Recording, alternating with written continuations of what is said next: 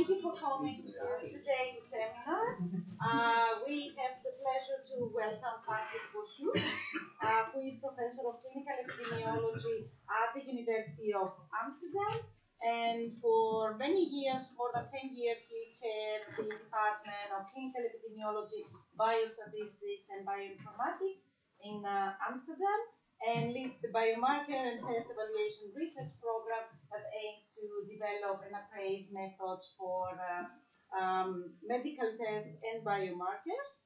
And personally, the output that I remember most from all the numerous papers that Professor Bossuyt has written is the START paper that is a checklist, like Prisma checklist, about the reporting standards for diagnostic accuracy studies. And he's also a keen cyclist and singer and part of, I understand, the choir, because I'm not very musically educated, but I checked, and it's a choir that sings primarily Gregorian chants and medieval polyphonic songs. Is that correct? Yeah, early Renaissance. Yeah. So we are looking forward to your presentation. Well, thank you very much, Julia, for a very kind introduction, and thank you for inviting me here. It's a pleasure to present some of my work. I must say it's slightly out of my main line of research, which is the methods for evaluating medical tests and biomarker. But this is an invitation I was invited to give at the conference last November for the Dutch, Dutch organization of epidemiologists. So, and thereafter they invited me to write an article about it, which was published 2 days ago. So that's what I'm doing. But for me, actually, I only know a few of you. How many would identify themselves as epidemiologists? And how many would identify themselves as statisticians? And how many would identify themselves as data scientists? You. Okay. No, that gives me an idea, because I was invited to select a challenging title, so I came up with this one, and actually the symposium was overbooked. That helped. But then I also decided to put a question mark there. Is big data really announcing the end of epidemiology? Or are we talking more about something else? So the presentation I gave was in Utrecht, symposium on big data, the past, the present, and the future, in a very nice church. And in preparation of that presentation, I did some big data searches myself. I used Google Trends. And in Google Trends, you can see trends actually in the the frequency of search terms over the years. For example, if you go to Google Trends, you can enter a Game of Thrones, and then you see the number of searches over the year. And clearly there's a spike actually at the start of every season. You can throw in other terms, actually, so Tinder, for example, and the relative frequency goes up and stays more or less stable. And if we enter big data, we see something like this. Actually, it's non-existent for a long time and then on a decline, which is quite interesting. But these are US data. So if we search in the Netherlands, we see something like this, and then a spike. Actually, that must be the symposium last November. So what I want to start with is give you a biography of big data, so where it comes from. Then I will actually see how it relates to epidemiology and kind of research that we're doing, and end with a few reflections on the future of big data in biomedical research. Big data in itself actually is a relatively young term. It was only added to the Oxford English Dictionary. I'm very bad with numbers, but in 2013, so only a couple of years ago. But it exists much longer. And for the origins, actually, I'm going to look at the birth of big data, then the challenges of big data, the promises of big data, and the big data obituaries. Because last year we had a number of big data obituaries. So let's start with the birth of big data. And if you want to really tell a real long story, you could start in Mesopotamia. Because in Mesopotamia, actually, we had the first elements of accounting. People were using these clay tablets, using sticks to put marks on them and then dry them under the sun and keep them for records. that was actually the first 4,000, well, by now 6,000 years ago, people started using these clay tablets. Of course, clay was not very handy, so we switched later to papyrus. Because there was an abundance of papyrus plants in Egypt, actually, it was quite easy to make these papyrus rolls and write on them, actually develop writing and keep accounting on that way. And of course, it later developed actually that these rolls, was shown that these rolls were not very comfortable. So people started using what is known as codices, actually, so books. The Romans were the first to do so. Rather than have a roll, you could cut these papers and then bind them together. And you have these codex like these ones, originally from parchment, later vellum, and later we were developing paper. So this is the kind of music I'm singing, Georgia, actually. So the bass part is the lower right, the soprano part is the upper left.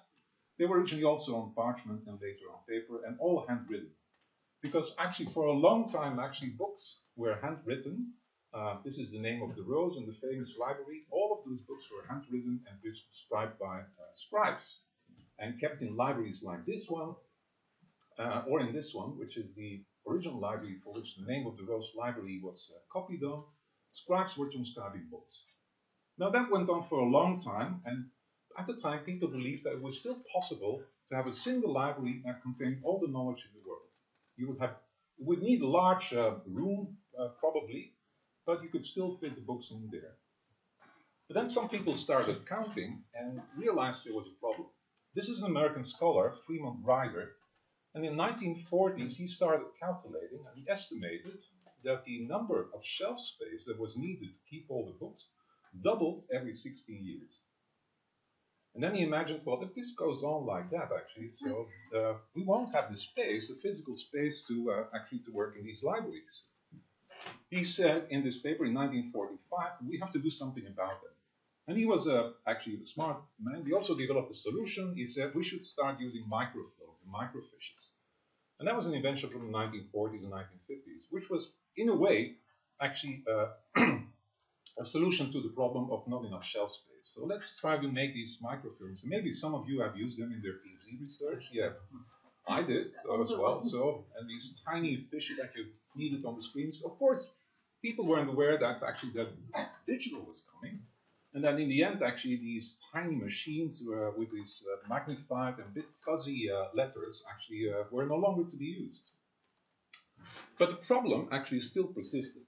For example, this author, Derek de Sola Price, wrote a book on science since Babylon, which is an amazing read. It was originally published, I think, 1973.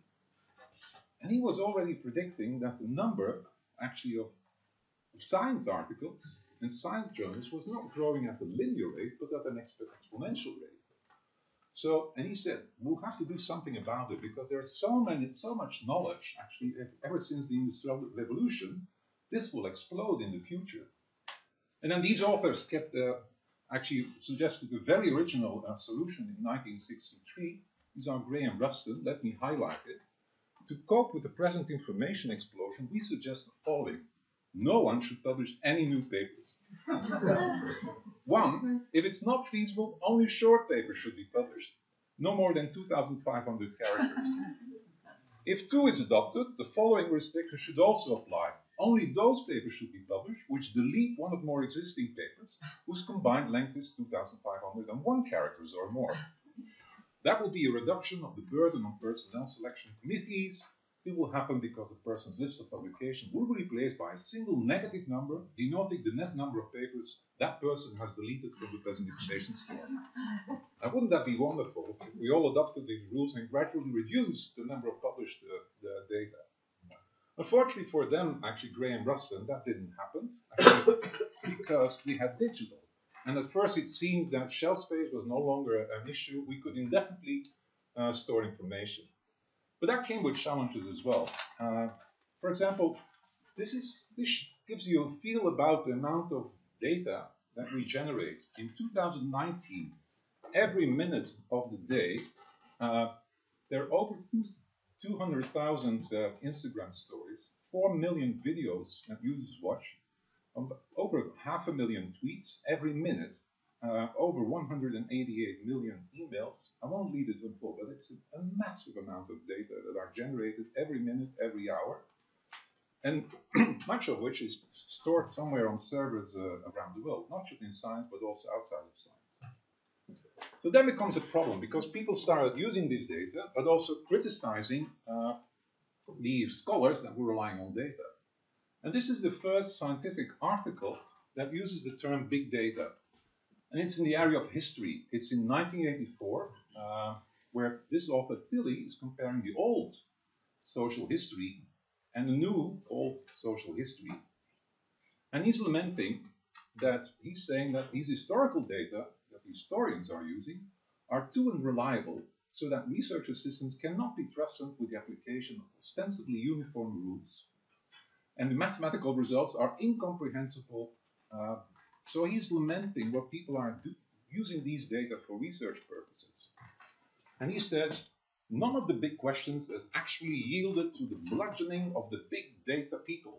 There you have it, big data people. And in general, the sophistication of the methodology has tended to exceed the reliability of the data, while the usefulness of the results seems up to a point to be an inverse correlation to the mathematical complexity of the methodology.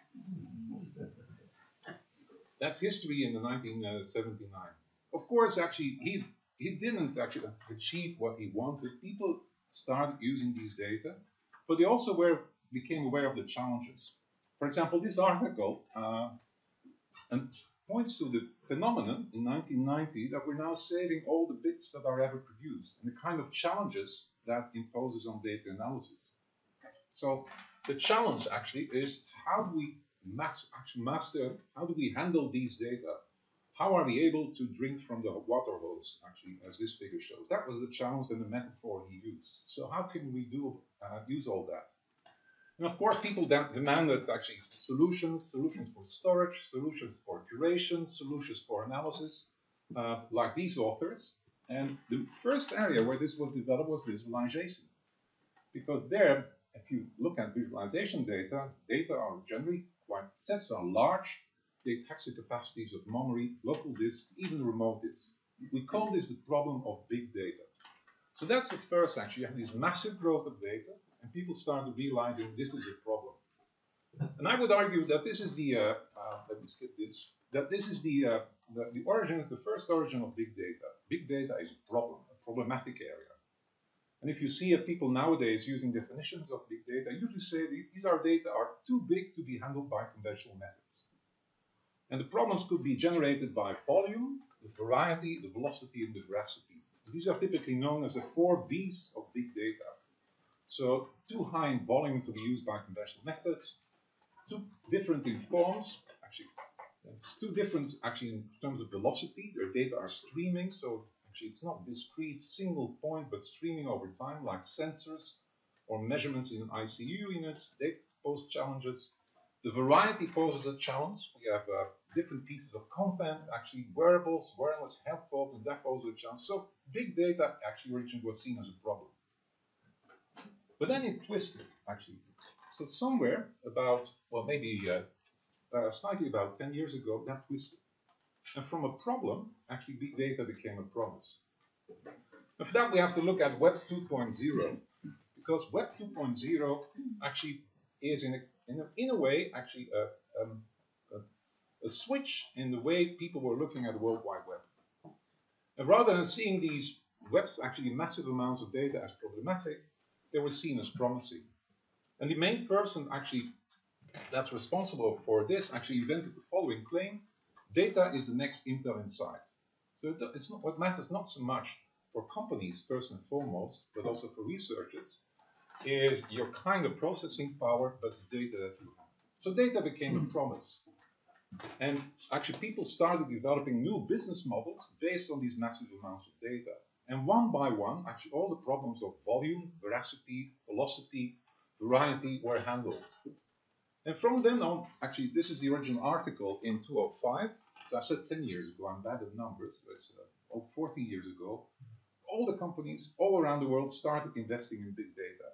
It's not just Netflix, but every company at the time actually started developing a data department, a data science department, and focusing on big data. mining, exploring actually the amount of data that they were already collecting and putting it for good purposes, usually to increase their revenue. And the change actually coincides with Web 2.0. And one of the major companies actually that Tim O'Reilly developed was Cloud Era, so making it possible to store these massive amounts in the cloud and developing algorithms, which are in the public, many of which are in the public domain, actually to analyze and curate and analyze these data. So from a problem was solved, and all of a sudden it became a promise. But then I showed this slide in the beginning. So what happened to the promise? So was the promise of big data for all these companies since the last 10, 15 years actually was the promise delivered? Why do we see a decline in the search terms? Well, it's because big data is dead. So this is, I said this year we saw several obituaries. Actually, this one is slightly older. It was written a year ago in October 2018. It's an obituary for big data. And it's not the only one, actually. Here you see the death of big data, 2006-2019. Big data will be remembered for its role in enabling the beginning of social media dominance, its role in fundamentally changing the minds of enterprises in working with multiple orders of magnitude, increases in data volume, and in clarifying the value of analytic data, data quality, and data governance. So the bottom line is, well, if big data are no longer a problem, it becomes just data. So we should do away with big data and just talk about data. That's in essence what they are saying. So when big data gets it wrong, another obituary for big data is dead, long live big data. So big data actually is being buried as of this year. And maybe by the end of this presentation, actually all of us will no longer use the word big data. And if somebody else uses it, just point to the obituary. Big data is dead, what's next? Well, the people actually, Tim O'Reilly, that started big data conferences actually have dropped the name big data from the title of their conferences. By the way, but that's another story, the conferences are now called AI. So they moved from big data to machine learning and AI. And big data is dead, long live its replacement. And the replacement is AI and machine learning. The rise and fall of big data hype and what it means for customer intelligence. Are you familiar with the hype cycle? The hype cycle from Gartner? Well, the hype cycle looks something like this. It's developed by a consultation firm, Gartner, and they publish it every year. And they position technologies in their development over time and in terms of their visibility actually in general. And the curve looks like this. So it starts with the technology trigger, then it becomes very visible at the peak of inflated expectations, but then all technologies have to go through the full trial of disillusionment until there's a slope of enlightenment and plateau of productivity. And over time, actually, big data developed slowly up there. It was positioned by Gartner at the peak of inflated expectations, but by now they dropped it completely from the hype cycle. So it's no longer there. If you actually are bored this afternoon, look up the hype cycle and see where machine learning is nowadays. You can find out. So big data isn't obsolete, it's the new normal. Actually, if we're handling a data, we'll probably have the methods, the techniques to analyze large data sets. But we should no longer call them big data, they're just data. Big data is the new normal. So there's another obituary, all of them written this year in Forbes. Big data is dead, long live big data AI. So 2006-2019, that's a short life of the big data. Growing for 6 millennia, a gradual growth of the information that we have. We called it big data for about 14 years, but we no longer have to, they're just data. And this is also from InfoWorld, the decline and fall of big data. When what is now commonly called big data becomes no more special than other data, when the technologies used to store and process this data truly become commonplace, then will the hype around big data start to decline and fall from grace. Now, how does that work for epidemiology? I'll turn to that in a minute. Because you could say, well, we can also continue sleeping, let's get it over with, and forget about big data. But that's not entirely true. What I observed in biomedical research what I observed in epidemiology was also a kind of hype, actually very similar to what we've seen in the business world. And you could say it's big data hubris. Every now and then there's a new technology that comes along. Genetics, genomics, metabolomics, the microbiome. And then people promise these heaps of gold that we will get through at the end of the rainbow if we master that new technology. And we saw the same with big data. For example, this is a report that was published in the Netherlands about 2 years ago from not just from a bunch of loonies. This is the Raad voor Volksgezondheid en Samenleving. Is a government-funded council for public health and society. And their report is called The Illusion of Evidence-Based Practice in Healthcare. So a government body under this title releases this document. It's an interesting document. It's also translated in English, but it says we should do away with all attempts at evidence-based practice. Let's just collect all the data and analyze all the data that we have, actually the real-world data, and that will solve all the problems. So rather than focusing on clinical research, let's just harvest what we have on pharma data, mortality data, social media data, claims data, survey data, consumer data, analyze them, and we'll learn about healthcare, and we'll learn what things should be in the benefits package or not. And there are articles like this one. People actually receive funding from the Dutch Science Organization for patients to collect data on the outcomes under treatment. And they say, we can do away with randomized trials. We'll just use the real-world data, patient experiences, and then we'll learn about the effectiveness of all these kind of drug combinations. That's the future. The patient is the boss with a new project from AMC. I was astonished, and this is my hospital. I can say honestly, I'm not involved with this kind of hubris. Actually, they're promising the heaps of gold, but that's a different story. So we have these claims that combining big data is using real-world evidence in the healthcare domain. Now, why is this problematic? Well, there's a difference, of course, between prediction and with causal inference. And we take another talk to go into that classification. You probably are aware that Hernan welcomes the arrival of large data sets because he allows us to better position what we used to do, causal inference, and are still doing against prediction based on large data sets. But let's look at even more worrying theories that come with the arrival of big data. Yeah. I would argue that the only epidemiologists that were truly working with big data never called the data big. So when we were working with all the omics platforms in the very large data, in cohorts, Northern study, Rotterdam study, in general, we never talk about big data. We never use the term. No, I will come to that actually in a few minutes.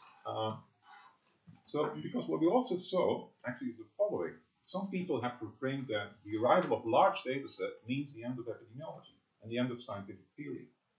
We've seen articles like this one. So, could big data be the end of theory in science? And this is a reformulation, but the original article comes from the journal Wired, where Chris Anderson, in I think it's 2008, yes, June 2008, announces the end of theory. He says, we now have so much data that in itself that makes the scientific method obsolete. So what he says in there is that the new availability of huge amounts of data offers a whole new way of understanding the world.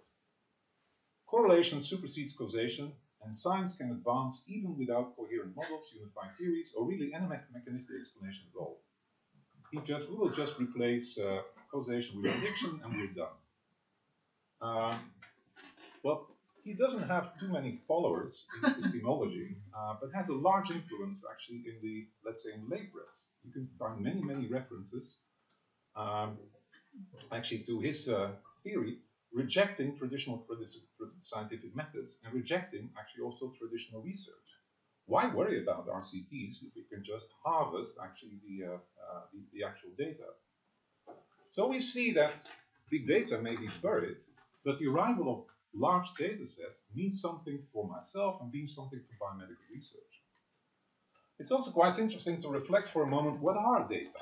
So, and I found this article very interesting. It's from colleagues in Rotterdam, Oscar, which I don't know actually, but you know them? Yeah.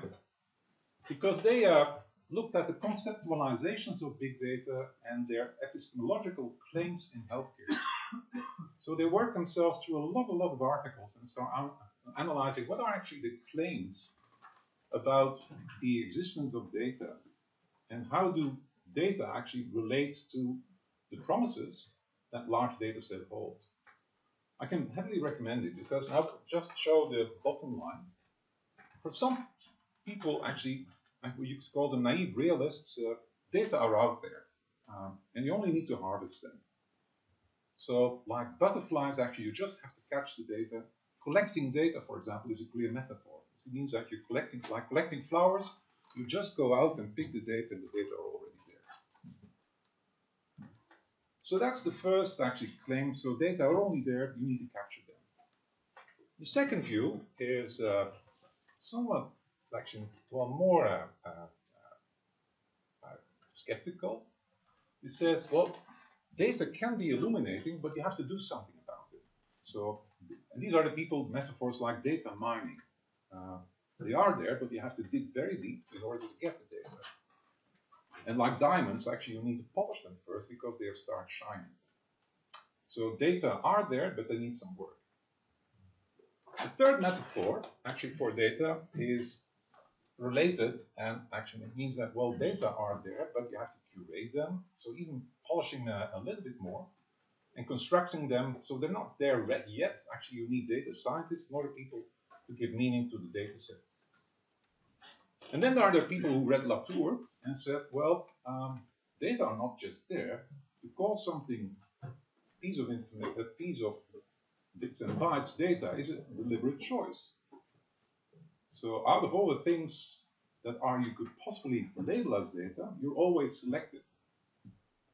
And that means that selection is based on the theory of the world. So data are not just out there, they're the result of a deliberate process by which you call some things data and other things not. And then there are the real Latour fellows, and they say, no, data are not there, data are constructions. And different people can have different views at the world, and then actually call the same observations in different terms because they have different views of the world. So a very relativist idea of what data are. Of course, the first people, the realists, actually the ones that say data are only there to be collected, have the highest hopes and actually there can find the biggest hypes about what data can deliver to healthcare. And these people are very skeptical. These are the constructionists. They say, well, this is quite dangerous because by suggesting that data are objective and already out there, you are actually ignoring the fact that they're largely constructions. And the constructions come with their biases in terms of sexism, ageism, all kinds of cognitive biases, and they could lead to a society that we don't want. Now, you can think for yourself, actually, where are you on this continuum? Are you a realist or a constructionist? And what's your view on data in your own research? To what extent you see them as given, and to what extent you see them as constructed? I leave my view for the discussion now. So where are you actually on this? Now, let's now turn actually full circle.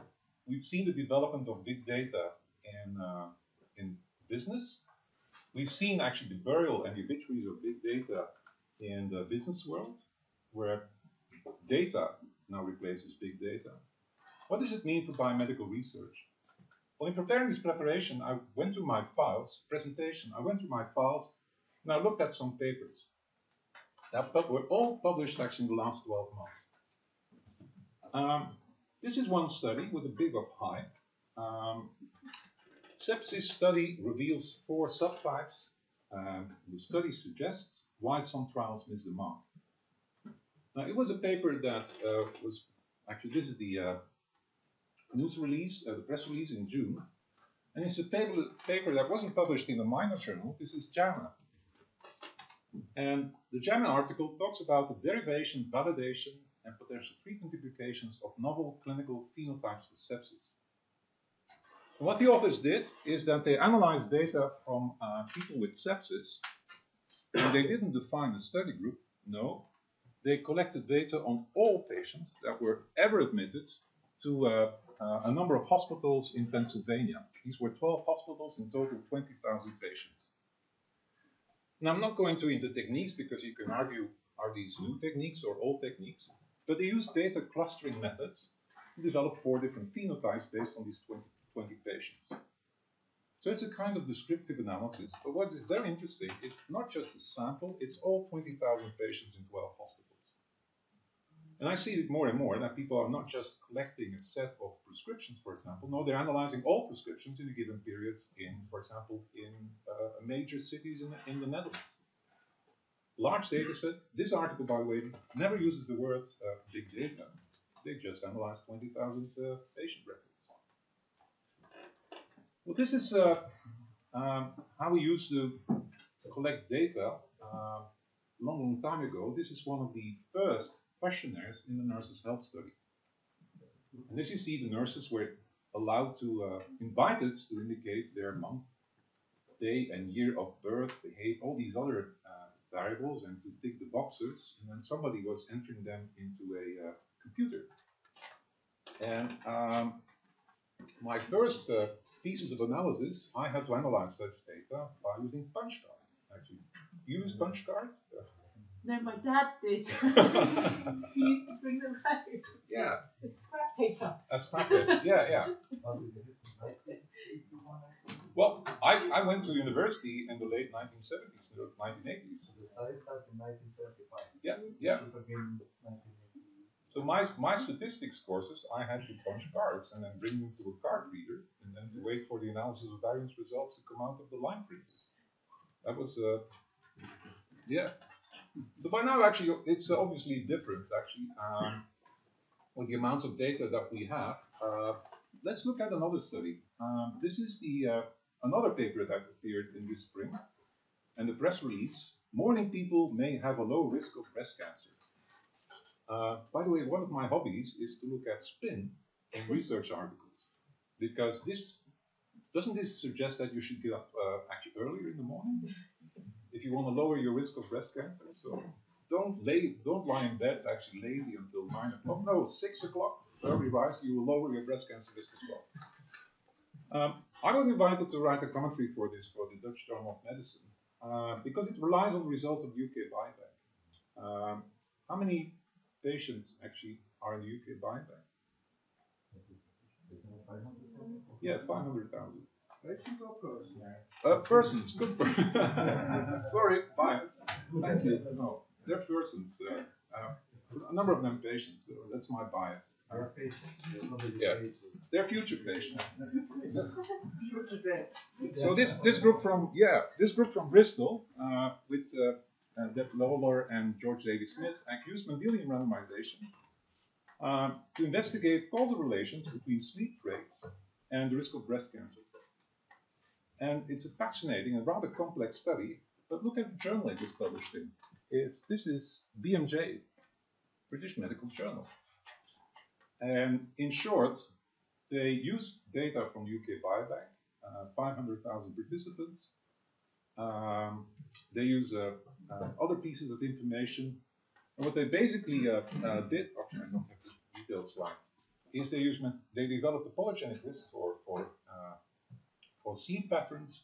Then they linked it with data actually on cancer incidence, and used several approaches in a Mendelian randomization approach.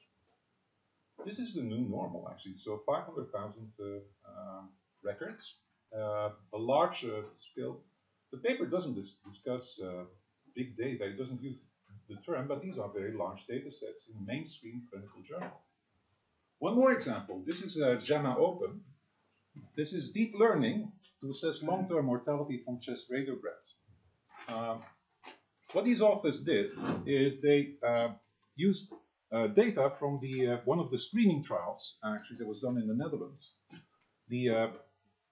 A couple of trials actually. Well, so one trial data set is 40,000 peoples. We evaluated in 10,000. They used the screening trial in 50,000 participants. And all of these data were combined to evaluate risk factors identifiable on chest radiographs risk factors for long-term mortality. Now these are, so imagine that you have to enter 5,000 punch cards in a machine reader and not trying to make a single mistake. Again, a large data set in a mainstream clinical journal, so JAMA Open. These are the results of their analysis. So they used a PLCO test trial with 12 years of follow-up to develop their model, and they used a more recent screening trial, the MLST, to evaluate the performance of their model. So again, it's not about whether this is feasible and how original deep learning it is, but you see deep learning, which is just building a classifier based on large amounts of data set, has become even normal. And one last one, this is a all-cause mortality and cause-specific mortality associated with proton pump inhibitors among US veterans. Again, mainstream journal. This one is also BMJ a couple of months ago. And they used a combination actually of various techniques. I don't know whether I have a slide on it. Yeah. So they used the outpatient data set, an inpatient data set. They used the inverse probability of treatment weighting with the multivariable classifier. They used instrumental variable analysis, all on a very large data set. Again, without using the word big data, but using methods that only make sense. For example, instrumental variable analysis only makes sense if you have large data sets. So it's mainstream without using the word big data. So by now, actually, this has become commonplace. And it made me reflect on how do we train epidemiologists, actually. How do we make epidemiologists ready for the future? In the Netherlands, you can register as an epidemiologist. Anne, are you registered as an epidemiologist? Why? No, why? Why would you? Oscar, how about you? You're not. I criticize registration. I think it's a bad idea. But I registered in order to be criticized from the inside. If you look at the requirements, actually, it's actually quite limited. And there's nothing in there about techniques for data curation. There's nothing for the techniques, definitely not the newer techniques like Mendelian randomization, causal diagrams, instrumental variable analysis. Well, relatively new. They didn't exist 50 years ago. But they have been commonplace right now. So I think, and this was my invitation to the Dutch epidemiology organization, actually to revise, well, to reconsider registration in the first place, and to evaluate the curricula, to what extent we're preparing students for this future where big data may no longer exist, but large data sets have become commonplace. So that's my story. Big data is dead. It's just data. But we should be aware that the arrival of large data sets also challenges our professions, statisticians and epidemiologists, and it also has implications for the way we train researchers of the future. I'd like to end with two anecdotes. Well, you're the only scientist. It's a joke about data scientists, actually. Because this is a large hospital in the US. It's the Vanderbilt University Medical Center in Nashville. And they were worried about readmissions. So in the US, you get reimbursed for admissions, but only actually if the patient is not readmitted too soon. So readmission is a failure, you won't get reimbursed. So as hospital management, what you try to do is lower the number of readmissions. And they had electronic patient records, so they invited a team of data scientists to develop a prediction model, which they did. So they developed a multivariable classifier for the risk of readmission in patients that were being admitted. And they evaluated in a separate data set all along according to the book, and the performance of the method was excellent. And I forgot how many variables were in the model, but it was maybe actually everything they had in the patient record. And then they started using this model, but they ran into a very simple problem, because the patient was ready to be discharged, but according to the model, the patient had a high risk of being readmitted. So what would you do? Treatment is done, everything's ready, and then the model says, oh, high risk of readmission. But the model doesn't tell you what to do. So there you have actually big data is able to generate predictions, but if they're not actionable, what's the value of these predictions in the first place? So they went back and reconsidered their use of big data. The last anecdote is a personal one, and it's about me and it's about the Netherlands. And in the Netherlands, actually, everyone knows Albert Heijn. Albert Heijn is, what's the equivalent of? Yeah. It's the largest supermarket, actually. And you can find them in every city. There are several around every corner. And some years ago, they started a loyalty card, and they're incredibly successful. So in the email every week you get actually an announcement of the products for which you get a reduction if you use your loyalty card. So very strong encouragement to use your loyalty card every purchase, which I do because I like a reduction. But at some point, actually, they announced a program with so-called personal offers. So he said the reductions that they offered were for everybody in the Netherlands. And they announced, actually, we're now going to develop personal offers. And knowing something about machine learning, I was very excited because, well, now I will finally discover that wonderful type of chocolate that I never discovered before, but is still available in the store and fits very well with my tastes. Or who knows, that craft beer that I never tried but should try. So I was very much looking forward to the results of this large machine learning. Because for years, actually maybe 6 or 7 years, every purchase that I made was in their system. And then the first personal offer came. Poffertjes. Poffertjes are very Dutch, they're the small pancakes. And they're very very popular with children.